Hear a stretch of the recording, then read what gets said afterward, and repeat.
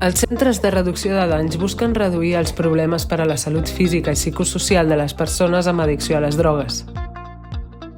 Sobrevivint la ciutat és un projecte que busca millorar la salut de les dones vinculades a aquests recursos, abordant la seva percepció d'inseguretat a l'espai públic, sabent que fan un ús no normatiu de les ciutats. Hem treballat amb 4 serveis de 3 territoris diferents: Barcelona, Sant Adrià del Besòs i Reus. Hem dut a terme activitats de formació i anàlisi, tallers participatius i també d'observació dels espais dels equipaments. Amb això, hem vist que les principals mancances tenen a veure amb l'accés a un habitatge o els recursos necessaris, ja sigui per falta de coordinació, personal i equipaments adequats o per violència institucional.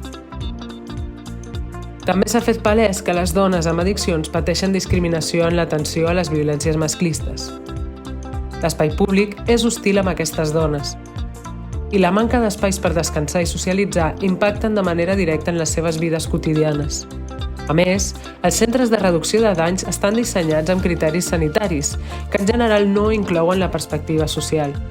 Són espais de cures, infradotats per la quantitat de persones que en fan ús. I una vegada vist això, què recomanem? La creació, manteniment i suport públic de cases i de centres de dia amb zona no mixta per a dones en consum actiu, així com facilitar que s'hi puguin empadronar.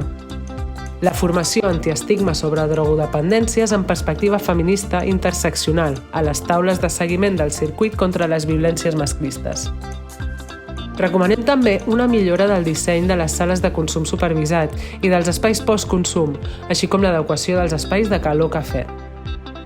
Adequar l'accessibilitat dels espais per a persones amb mobilitat reduïda, així com instal·lar la xarxa de Wi-Fi i condicionar els lavabos i dutxes.